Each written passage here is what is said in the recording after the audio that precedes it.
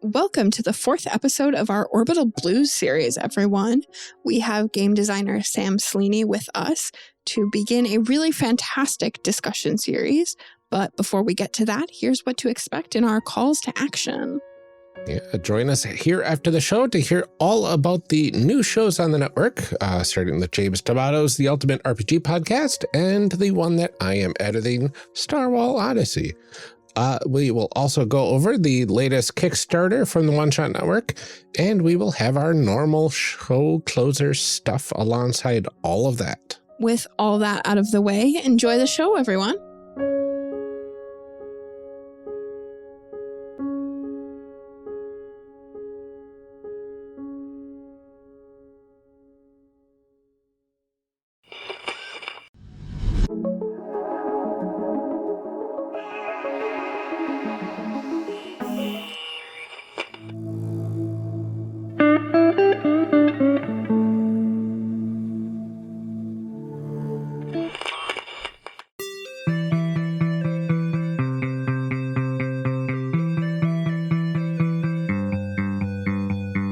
Welcome back to our discussion episode. Last time we finished our session 0 for our Orbital Blues game. This episode, we will be discussing the character creation process. We are excited to welcome back Sam Sleney, the co-designer for Orbital Blues. Can you reintroduce yourself again for everyone? And please tell us about your character. Okay, I am Sam Sleney. I am the first namesake of Sleney, Clark and Cox, the creative team behind Orbital Blues. I am the creator, vibes guy, writing guy, and I have been on this podcast, and I have made Raze, who is a Hollywood heartthrob type, who is very good looking. He would make for a great character in any silver screen action flick, but he can't act to save his life, and he always lives in the shadow of his mother, Lucille Raze, who was a very famous film star before she retired, and now he's essentially just a failed son. He is the muscle of our crew that we generated. I have a high muscle stat. I've got a decent grit stat because I always keep going. I'm always turning up to those auditions. I'm going to keep trying, even if I never get them. Mm-hmm. And then I've got 0 in savvy because that's one of the stats that contributes to charisma. And this guy is just, there's nothing behind the eyes. He's a little bit simple. He's a himbo. What's his first name? Don't know. We just got Raze, and I decided that's his surname. He's super famous. Well, hoping to be famous, so maybe he already cut it to the mononym because he was like, "I'm going to be a star, so I don't need a first name." Oh yeah, that's a good point. That, or maybe he just changed his name to something that sounds more fancy, more posh, has more wow factor. I'll think of one. I'll think of a good name. But that's me. That's who I generated with the very quick and easy character creation process of Orbital Blues. Mm-hmm. Ryan, tell us about your character. Yes. So I made Kit. She is the lonely heart of the group.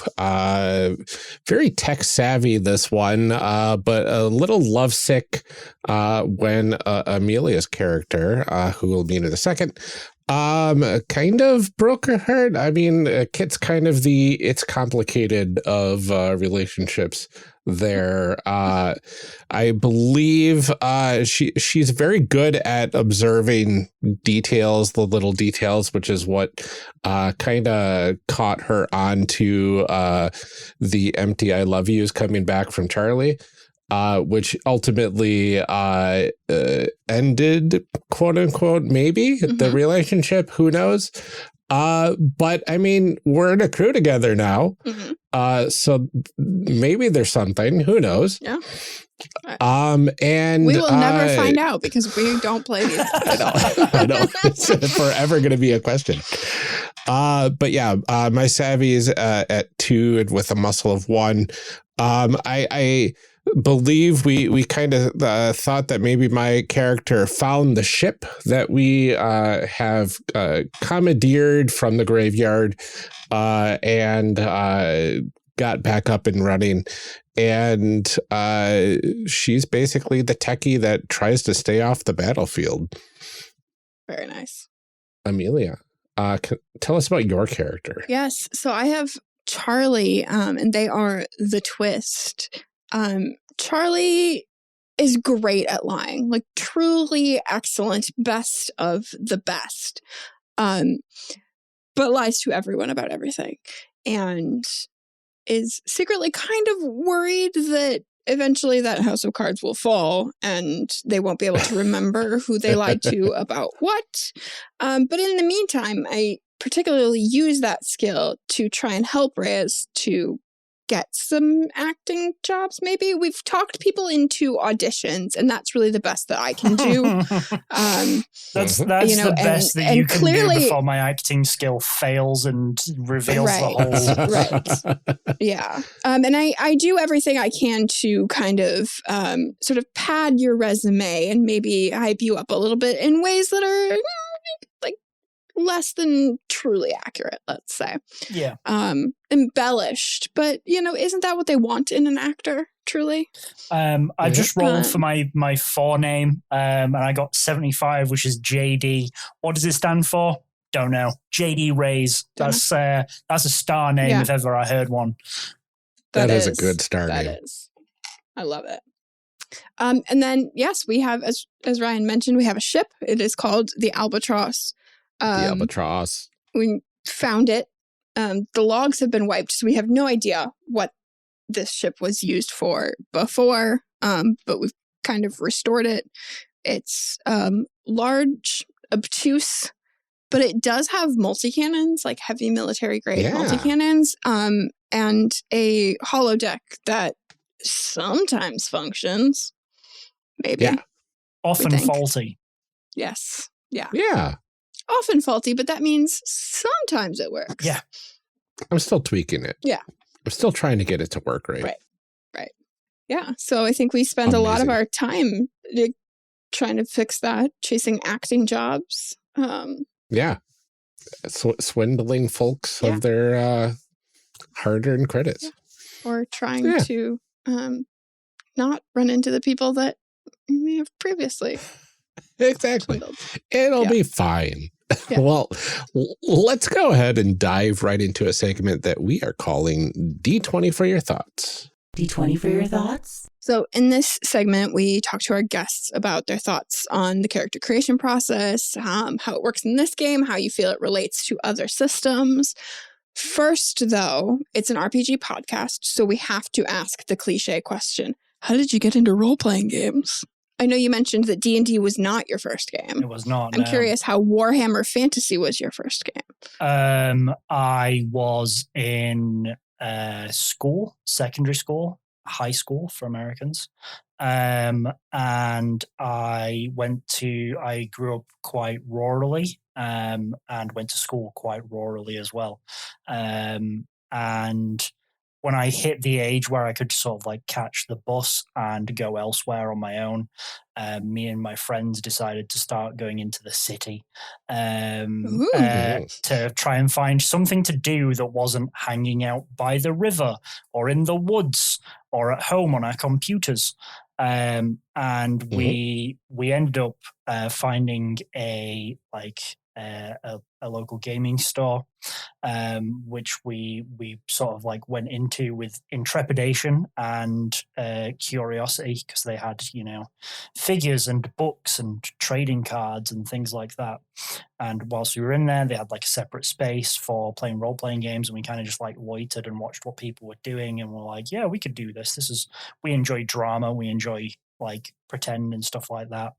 And I've always enjoyed writing and storytelling, but I never really knew that there was a medium to explore that in the way that we did with role-playing games. And we got invited to play with some people there. We were the youngest people there by quite a margin, but they took us under their wing and like taught us like role-playing games, and we just kind of joined in with what the games that they had planned to play there and then were. So as a result, we immediately jumped in with games that like some people would consider a little more I don't know, because there's not experience levels to role-playing games, but there's definitely like an iceberg kind of depth of like, how much do you know about this field, how obscure these things are, or how critically acclaimed they are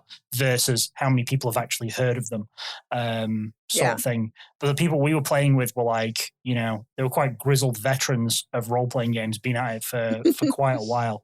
One of the people that I played with is the person who originated the small but vicious dog thing, for which I think which first appeared in one of the Warhammer Fantasy role-playing games, and ended up spreading as like a little like designer meme to other various game systems of like items that you can roll for that you start with.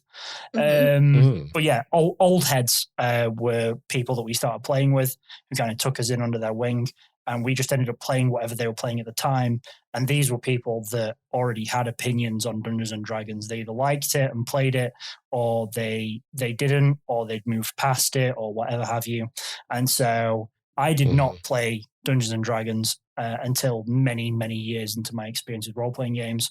My first game that I ever played was I joined a campaign of Warhammer Fantasy Roleplay 2nd Edition. I played as a Bretonian. He was a Grail pilgrim, so he followed around a holy knight as like a squire, but on the side, I was a thief.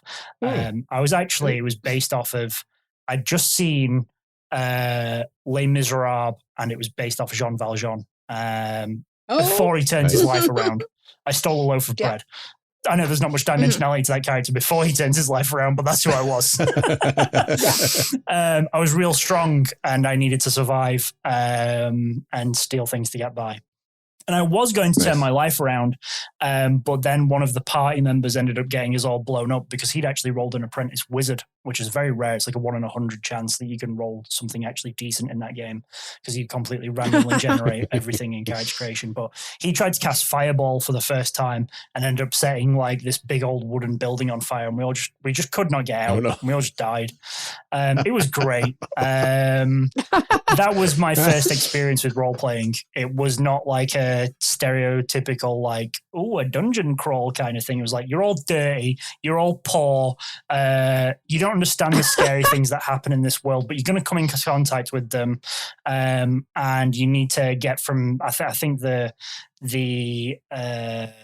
sort of overall narrative that we had was something about like averting a prophecy or something. Anyway, we didn't follow it because none of us understood it. None of us understood the grandeur of the situation, and we ended up getting ourselves killed. After that, I played Exalted, which is incredibly crunchy. My GM had everything that was it White Wolf published for Exalted at the time, and he had Rain Manned it. It was all in there, and it was amazing. And it's one of those that I'm like, wild, that no one could ever replicate that experience that we had, because he had really like internalized every part of that game's mechanics and lore. And we played Exalted for I think like 2 years. But he always kept it really narrative, and it was never like super crunchy. And from that, we started like playing Sins, which was a game that he was working on at the time, which he like Michael, our GM, had written, and he was like, I want to publish it. And so I joined in on the like helping the publishing process. And I was like, I helped take it to Kickstarter, because I had some experience with like, copywriting and marketing and such, and editing and things, because I was like, by that point I was in university. When I was at university, I chaired it was the Geek Society was what it was called, but essentially in reality it was like video games, tabletop games, and card games. And so I headed up all of the role-playing things, and this is where I can do my little flex. During that time, I ran Dungeons and Dragons 3 times a week for 3 different groups for 4 years. So I have been in the trenches, and it wasn't always Dungeons and Dragons. I have GM'd for hundreds of people at this point. That is like my kind of like, that's where I was made, and how I learn, like, you know, how to cater to different players, how to like cater to different kinds of characters. And that really sort of like helped me hone not just my GMing, but also my writing, because like I was thinking of all these people that I GM'd for over the years, and like, you know, how would I want to write things in ways that they would understand, that they would pick up, or ways that their GMs could read if they hadn't bothered if their players hadn't bothered reading it, etc. So that was really like my time in the trenches. That probably taught me more than university did. That was my real learning experience for those years.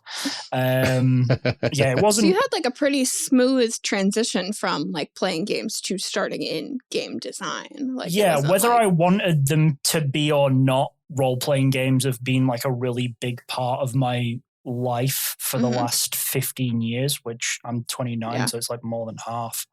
So it's kind of like, whether I wanted this path or not, it was always set out for me in a sort of like, you know, Paul Atreides kind of way. Not that my parents have anything to do with role-playing games. They have no idea, like, they have no understanding of them whatsoever. They're just kind of like, you still writing your books? And I'm like, my dad played Dungeons and Dragons like twice or something, which I only found out like a couple of years ago. Like, we'd been making this podcast for like 4 years or something. My mom's like, oh, that's your dad about playing Dungeons and Dragons. And it turned out like he hated it. He like I don't know if it was the people that he played with or something. He's like, grumble. And now like, so I'm one of 5 kids, but the 3 oldest ones, like, we all play role-playing games. Like, I obviously do that. And he's judging. I make this podcast. My brothers both just like play casually and stuff. But yeah, it's funny that like my dad was like, no, I hate role-playing games. And I'm like, bad news, Dad.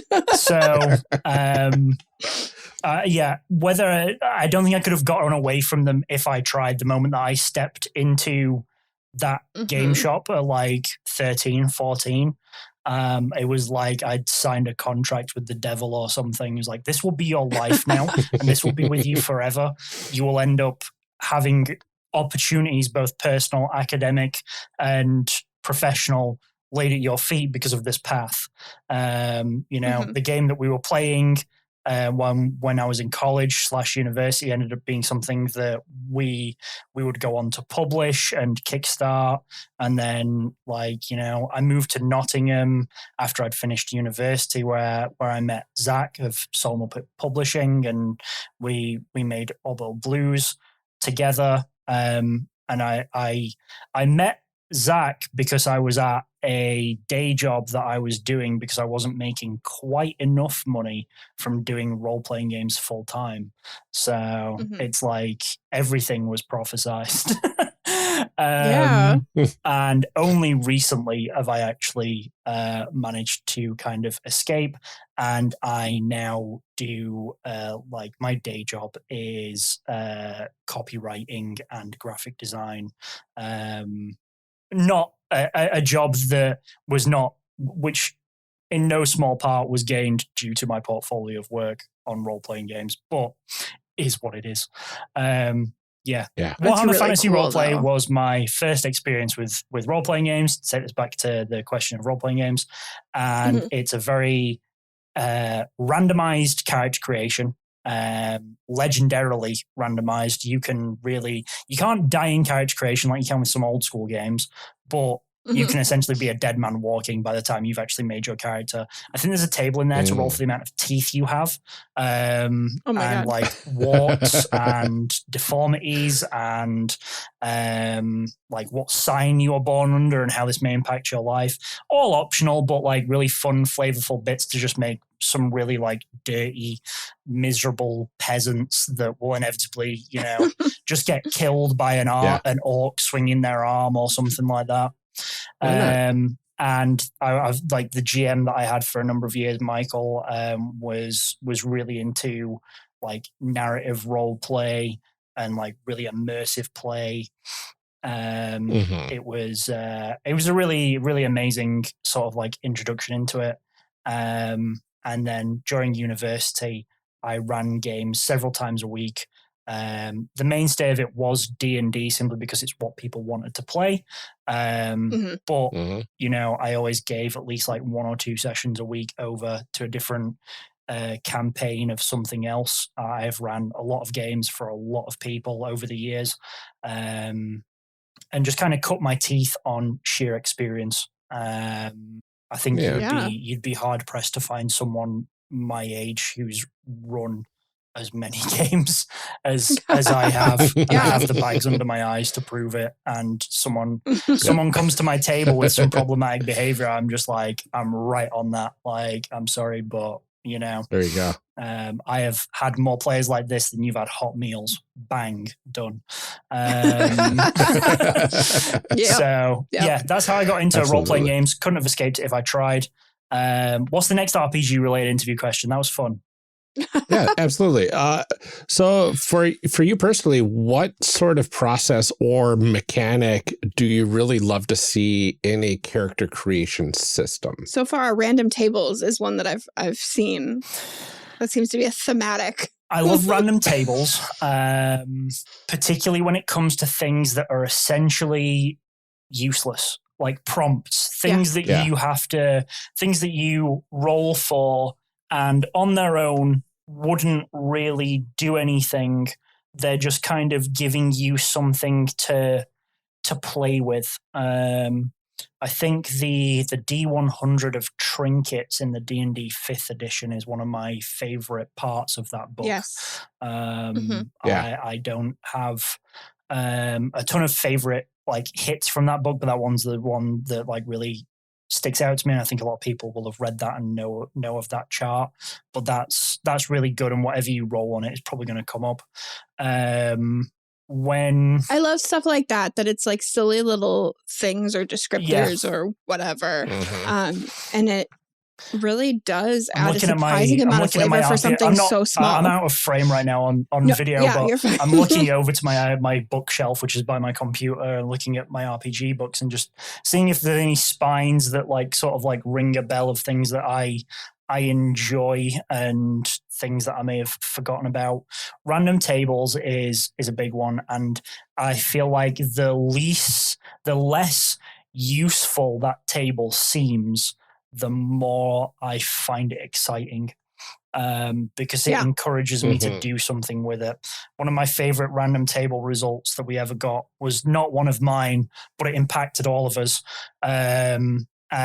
We were playing. This was another game of Warhammer Fantasy roleplay that we were playing, and in that you can roll for your race, and it's like it's on a D100, and if I remember correctly, 1 to 90 is like human, 91 to 95 is a dwarf, and then I think like 96 to 99 or 100 is an elf. So you have a very slim chance of being like non-human.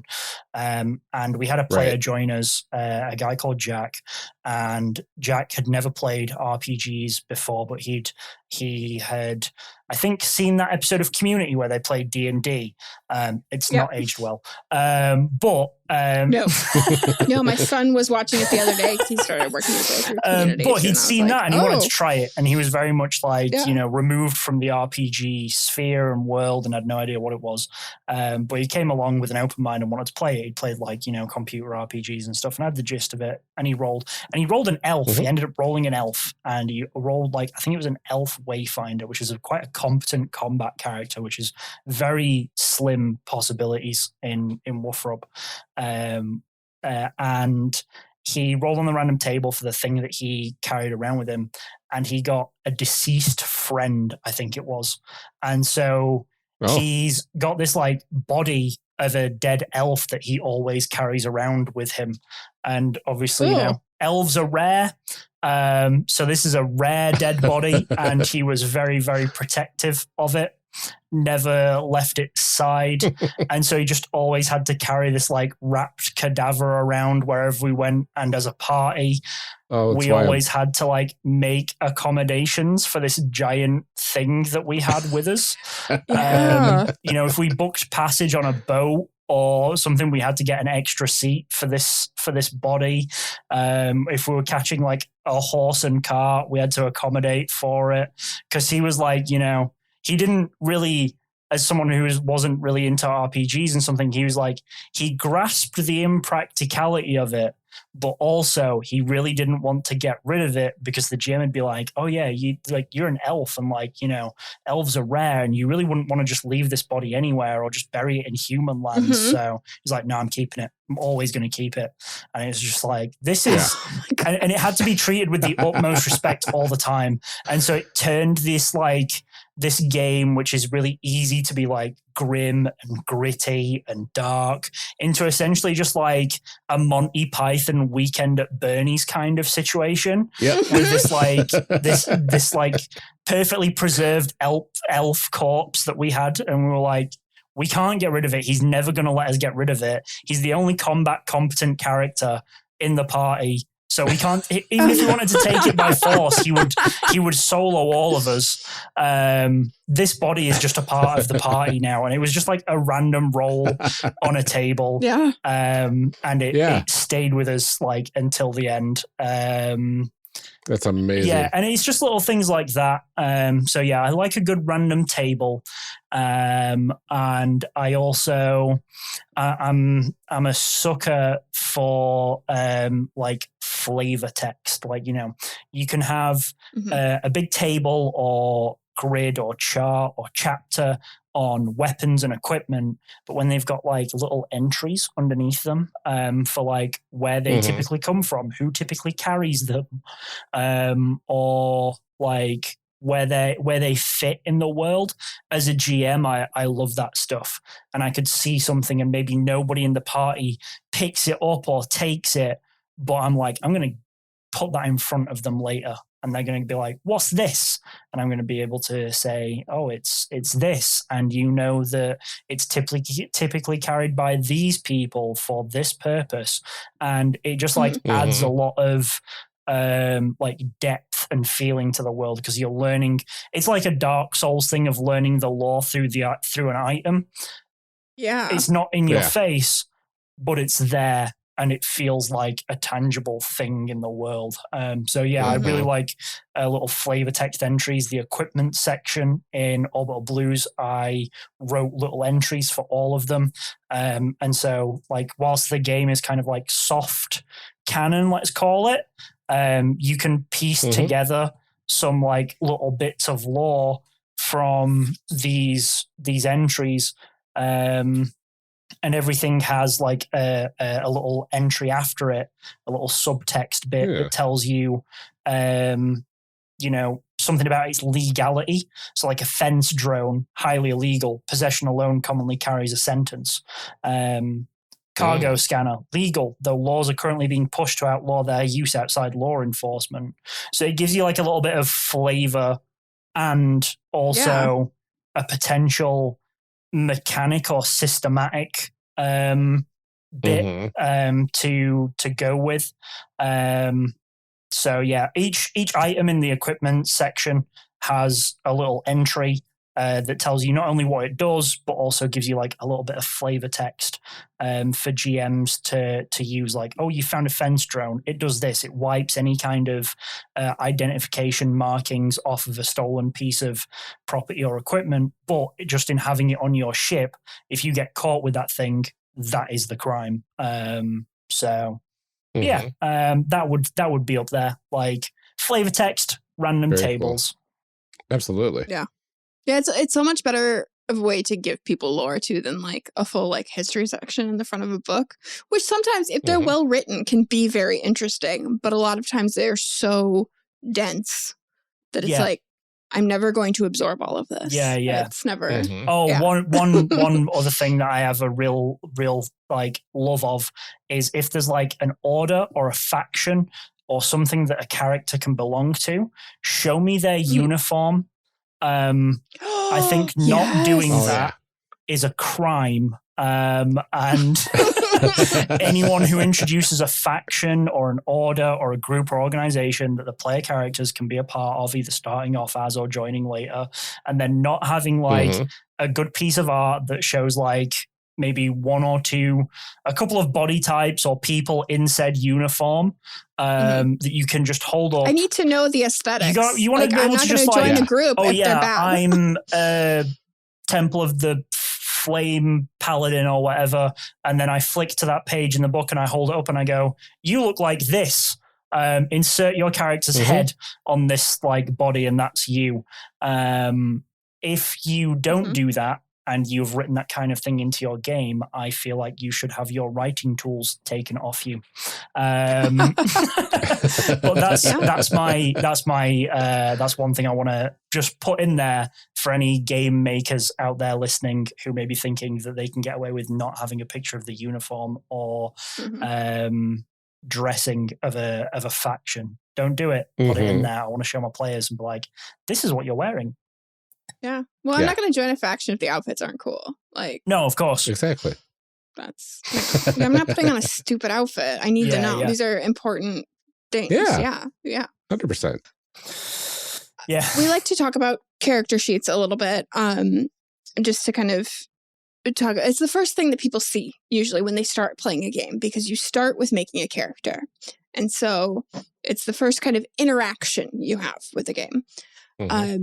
The character sheets for this game are like, the layout is very simple. It's very clean. Yep. Can you tell us a little bit about like the thought process behind that? So that was the work of Lone Archivist, who is a really good layout designer who did the layout for Orbital Blues. We gave them a very small list of what needed to be on that character sheet. And we knew it was always going to be a small character sheet based on like simply the low number of three stats. Yeah. 3 stats, heart, blues, name, and like mementos, equipment, etc. Just some other little bits. And we went through a couple of iterations, but what we landed on was essentially it looks like a rap sheet. It looks like a little criminal record or some kind of like document that an authority would keep on your character. And then for NPCs, a real stroke of genius, because they have the same 3 core stats as players, but they don't typically have health or blues. They ended up with a design that is scattered in the books next to them as like little ticket stubs, because like the 3 stats and then like maybe 2 lines of like special features or assets those characters have next to it are just there. And it means that your enemy character sheet, let's call it, fits in a space equivalent to less than a paragraph. In layout, in design terms, it's a very, very small binding box. And it makes it really easy for people to be like, right, you've got your GM screen up, you're about to introduce the characters to a combat situation, and you know that they're going to face an enemy on the other side of the door, but you don't know what it is. On the other side of your GM screen, you've got your pencil, you've got like a scratch pad of paper or whatever behind there. You just quickly like scribble on that piece of paper 1, 1, 0, and then write like, say, muscle, grit, savvy above those 3 numbers, that's it. That's the enemy that's on the other side of that door. The balance is already done for you in like the level of stats that they have. You know that they have pistols, or you know that one of them has a shotgun.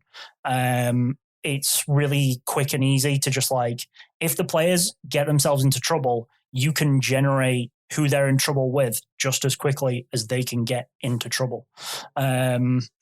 So yeah, the whole of the info would fit on a post-it. It does. Like, it does. And like Lone came back to us with this ticket stub design, and we loved it. We're like, that looks really good. It looks really good on the layout because it gets superimposed over the page.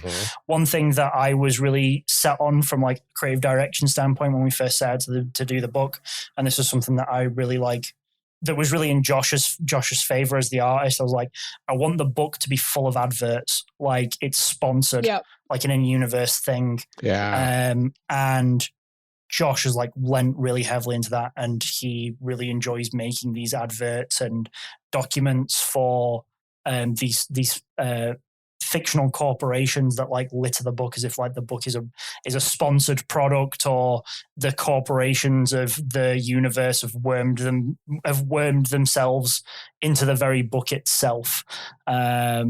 Things have like got coffee like stains and stuff on them. Personal computer. Yeah, Mahara from the it from the Reaches to the Fringe. It's a good one. I like Lewiston Aero. These are all companies that I can like name, and I think of their marketing campaigns with as much distinction as I would like real companies, because they've got a lot of verisimilitude to them. They're very believable. I could see them, in a magazine or on the side of a bus or like a billboard in real life. They're very good. And the ticket stubs felt like an addition to that. If these are like adverts that have wormed their way into this book, then these are like just scraps of paper that have been left in there between the pages. The character sheet is a wrap sheet, and it's got space for everything that you need to write on it.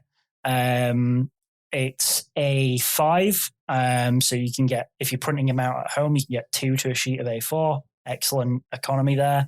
And it just means that like it's really easy to keep track of everything that you need to know as you're playing. You're not rules referencing like, oh, what does this thing do? If I say to you like a shotgun, oh, I've got a shotgun, what's its stats? Oh, it's intimidating. There you go. That's it. Like you can garner from that, like it scares people. Yeah. And in a sense, it's going to make someone think twice about charging you, but it's also, you're not going to get into a casino with it slung over your shoulder. They're going to be like, leave that at the door. Right. Yeah. So everything's snappy and it's evocative to the point of, okay, I've read this word. I know what that word does now. It's not like I need to consult the glossary, or I need to go to the appendix to find this word, to then find the page reference to go to it. And okay, yeah, this keyword means this. Cue paragraph of text. Yeah. It feels really simple and clean, which matches what the character creation itself is. Exactly.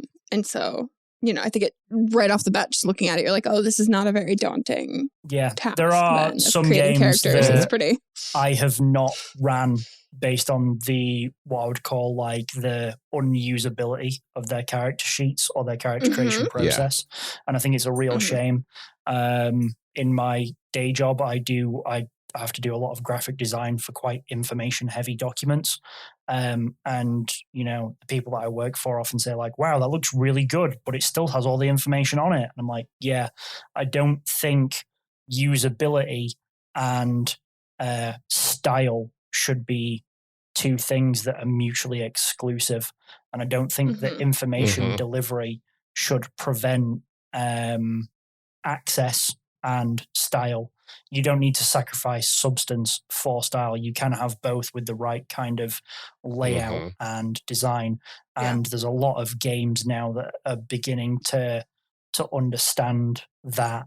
And then there's also a lot of games that really still aren't, very big games that really still aren't. And I sometimes find myself looking through things and being like, what are what were you thinking with this? And it's, Lone Archivist really understood the assignment with Orbital Blues. Layout and design is one of the categories for the Annie Awards too. And so like I've come to like through doing that and like looking closely at that stuff, I've come to really value quality layout and design and how much it affects the usability of a book. Yeah.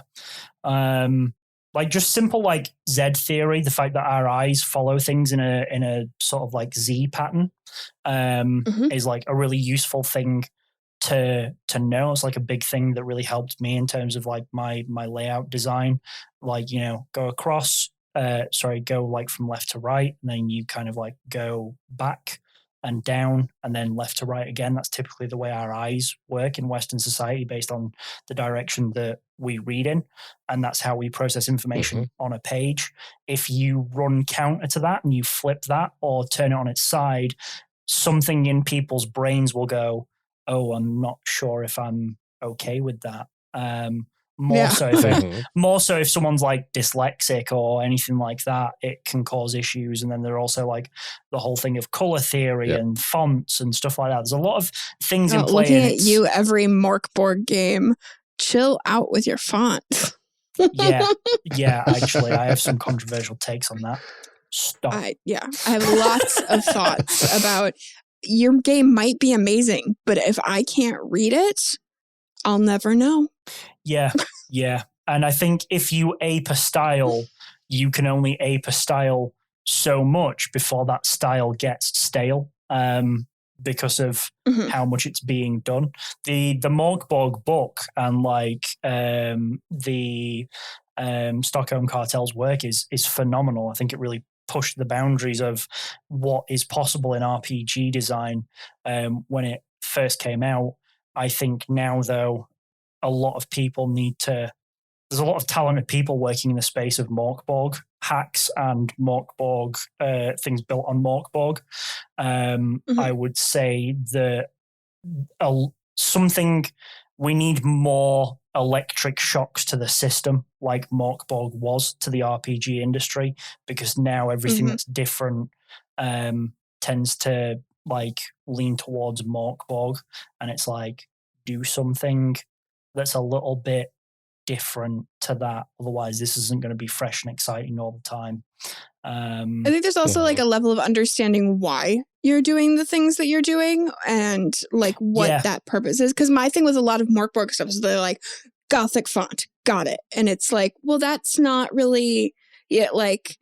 That's not everything to it. You know, like Johan really understands how to employ fonts and how to use fonts in layout and color theory, and everything that's in Morkborg is done by design. People say, oh, it looks slapped together, or like, oh, it's really haphazard. It's not. It's designed very cleverly in a way to look that way, but it's not. But like it draws your eye to certain important things, and the parts that you need to really read are different. Like it, I have lots of thoughts about same. Cats. It's that's for another time. I think a lot of people think that it is haphazard, and when they try and recreate it, they go haphazard, and it's like you are trying to imitate something that's kind of like, you know, Drunken Fist style. This is not as sloppy as it looks. This is actually very methodical, very carefully planned, with a lot of graphic design and artistic experience behind it. It's like all those people though that are like, I could do whatever Picasso did because like, look at that. Like I could draw that. Like it's a bunch of, you know, and it's like, no, that's not what this is. Nope. Anyway, it's not an easy thing to do. Layout is not easy. No. And it makes so much difference. And I think a lot of people take it for granted. It's the same as like editing. It, like when it's done well, it flows well, it looks good, and you really notice it most, I think, when it's bad. But like good layout makes such a huge difference in the readability and the like interaction you have with it. This is really refreshing. One thing that I have a problem with like the RPG industry and the field of development in RPGs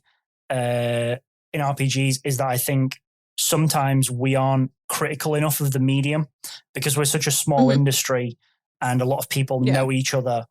There's a sense of being unwilling to like criticize, and I mean that constructively criticize, not just like needlessly bash on something, but I think the whole the whole thing of please give it a 5-star review is I understand the necessity of it due to algorithms. That's a problem of the system. That's capitalism. That's capitalism, baby. But it is also damaging to the medium. How do we improve? How do we move forward if we can't call something out for needing to be better? If people have things to say about Orbital Blues, I will listen to them and be like, oh, you didn't like that? Okay, why? And I don't mean that why in a sort of like demanding, like, no, but why that's really didn't the you key like is, it kind of thing. Yeah, but that's really the key is like understanding what about it. Yeah. Like, I don't like it isn't helpful feedback because not everything is for everyone. So you don't have to like it. But if there's a particular thing that like struck you wrong or didn't, like you're playing the game and this thing didn't work, or that's important feedback to know. Yeah. So I've got a master's degree in creative writing, and every week of that was workshopping with people who were also doing the same and criticizing things to the same level and writing things to the same level as one another. And I got to say that I think not a large, but I think there's definitely a number of people in the RPG writing business who wouldn't last 5 minutes in those kinds of workshops because they're not used to hearing constructive criticism on both a writing, layout, presentation, thematics kind of way. I know there's the big argument, well, not argument, but kind of thought school going around in the last couple of years of like the death of media literacy. I think that ties into it. But I think we need to be able to critique things constructively and openly. And I think the RPG industry, by merit of the fact that we're all operating in the shadow of a big monolith like Dungeons and Dragons, it kind of gets a bit of a crabs in the bucket mentality of like, oh, well, if you're criticizing this person, you're pulling them down to try and raise yourself up. You can be accused of that. But I think we just need to... Yeah, I think there's a feeling of like there isn't enough space for everyone. Yeah. Like there is still like a lot of collaboration, but there is that feeling of like, people can only play so many games. People can only play so many games and like, oh, well, I've only got one group and we can only play one game at a time, and we play that game for several weeks or months at a time. And we don't have time to learn new systems and things like that. And it's like, what are we doing as writers to meet that audience better? Because we should be making things that look better than what they're stuck playing at the minute. We should be making things that read easier and are picked up better, easier, quicker than whatever they're playing at the moment. That's how you rise up. That's how you grab people's attention with quality. And in my opinion, you can only attain quality through not only through criticism, but you need to refine a process. And if something isn't as good as it can be, you need to like be able to identify it. Orbital Blues was edited by Jarrett, creator of the Moonrat Conspiracy.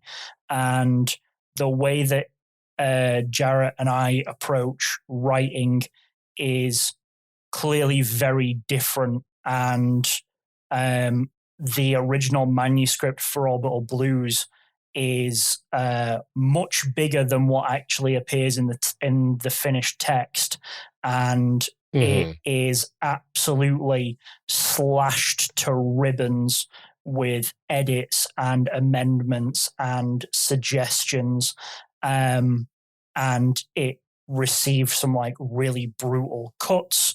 It was like presenting a really nice block of stone, and they like outlined everything that we needed to, you know, get Michelangelo out of it, but a lot needed to be cut away and a lot needed to be like trimmed down, and a lot of darlings had to be killed. And I was fortunate that I'd been through a lot of creative workshops and writing think tanks and things like that, that I could take that on board and be like, yep, sure, cut it, go. But I think... Yeah, and I could see how that's really difficult if you haven't been through it, especially if it's something that, like, it's a passion project for you rather than, you know, like, doing it for, you know, money or... Because I think that's another thing that is hard for people, is because so much of this is, like, indie and self-published in a lot of cases for role-playing games with things like Itch and Drive-Thru and stuff. That it's really hard when you don't have that... sort of like infrastructure around you, or even like a community around you to be like, hey, you know, here, how can we do this for each other and that kind of stuff too. That, like, you know, there's definitely a factor of people just like, I want to make the thing and I'm going to put it out however I can. You know, it makes it tough. Yeah, I think that we should, as an industry, we should learn how to be more constructively critical of of work. I was about to say of one another, but that would betray the root cause of the problem in the it's a community as well as an industry, because it's not quite big enough to not be a community. You know, video games is a very big industry, which has probably, unfortunately, lost more people in cuts over the last year than exist in the entire tabletop role-playing game industry. Right. That is not, as much as it is communal and has a sense of community amongst it, it's ascended from being a community into being an industry.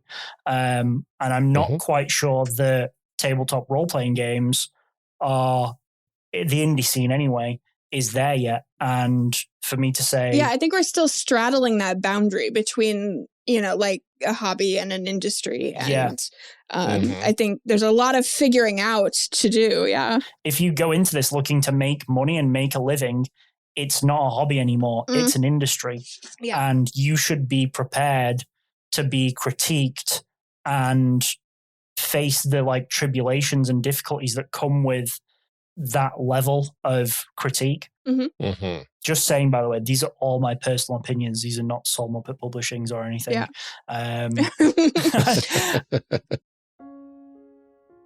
Call to action. Yeah, like that.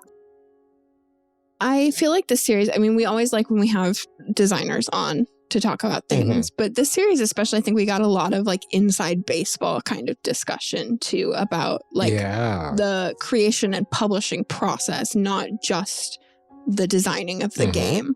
And it was really fascinating. It was a long discussion. We got a lot of episodes out of this. And Sam was like very informative to talk to. I really enjoyed the discussions that we had with him. I did too. Yeah. I loved how when we approached Sam with here's kind of how long it takes. And Sam was like, well, you know, it takes what it takes. I got kind of a hard cutoff at this time. And we're like, okay, we'll make that work. And then Sam's just like, I'm having too much fun with this discussion. Let's keep going. Thing. Yeah. It's fine. Yes, it was a lot of fun.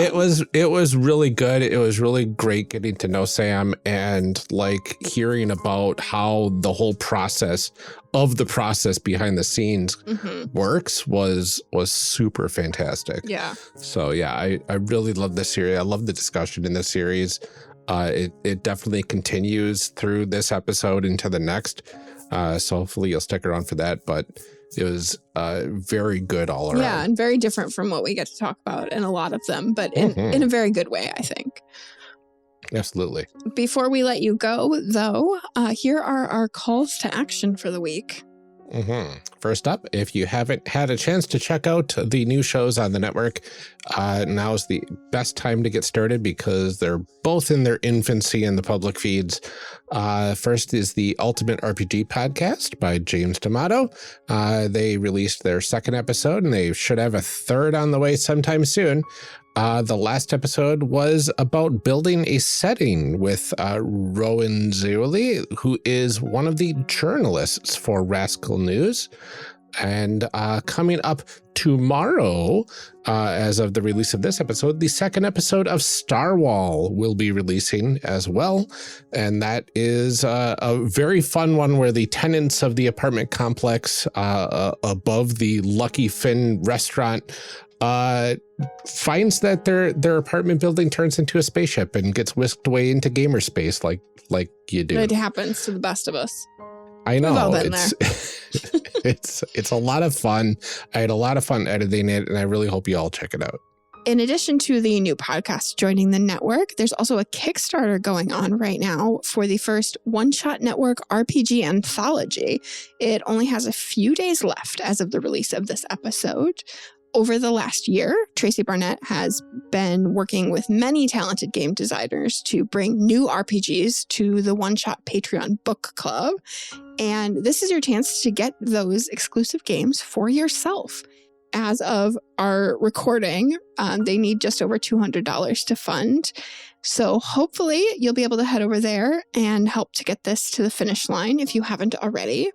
In addition to that, James created a game about sneaking human remains into Disney World, and he is giving it away for free in celebration of the Kickstarter. So you'll want to check that out too. For all of those things going on in the network, there are links in the show notes for you. And if you like what we are doing here and want to support the show, please head on over to our Patreon at patreon.com/charactercreationcast and sign up to any of our basic tiers as a free trial. Each level has a ton of great rewards associated with it. For instance, the $10 and up level is the Sticker of the Month Club, where you get a sticker every month that we're able to do that. And usually it's going to be in the theme of the series that we covered that month. You do get a sticker for each month. We just kind of send them out in batches because I have to design them and we have to get them printed. Absolutely. There is some C3 dice that you can get as well, some custom C3 dice from ChessX that we have for people for the $5 and up level, as well as personalized thank you cards handcrafted by Amelia herself. They are quite fantastic as well. And you can get chit chats every week that we're able to do them for the $1 and up levels. And then we're even going to have some stuff for the free levels, like bonus outtakes and stuff is going to be available for every patron, regardless of level, even the free level. And we might start up the newsletter once we find the spoons to do so, and also put that out at the free level for all patrons. We also like to thank our patrons personally every episode, and you all mean the world to us. So here we go. DJG, aka Tigranosaurus, Eric Bonts, and Daryl Holiday II, we appreciate your support. Thank you. Shadim Cabal, The Shyest Barbarian, and Benjamin Sweeney, you all rock. Thank you. Lorcan McGinnis, Rob Fletcher, and Kevin Brown, thanks. Tentacle Duck, John Adamus, and just so you can say it again, Tentacle Duck, Tentacle Duck, Tentacle Duck. Thanks for supporting our dreams. It's amazing. That's some A3 Sketchpad shenanigans right there. Every time. Cole McCallum, Carlos Salazar, and Eric S. You rock. Thank you. Ian Potmeyer, Sorigoth, and Liam G. Thank you for your continued support. Brian Colm, Garden GM, and Tanglefoot. We can't thank you enough, but here we are, once again, continuing to thank you. Thank you to Blue Kryptonite, Danny, and Nicole Trainer. Thanks, Liam Murray, Kenning, and Brian Kurtz. We are so glad to have you with us. And Mark E. Fair and Drew Owen, thank you both for your continued support. And thank you to all of our future patrons. Your support absolutely means the world to us. Every bit of support here helps tremendously, and we're incredibly grateful to all of you. If you are already supporting the Patreon or you can't afford to do so right now and still want to help the show, you can leave a podcast review on Apple Podcasts, Podchaser, Podcast Addict, or even Facebook. We will read your review right here and thank you personally. That's all that we have for today's episode. Stay tuned next week where we finish up this discussion-heavy series with Sam. But until then, take care, everyone. Stay safe, drink some water, and keep making those amazing people. We'll see you next time.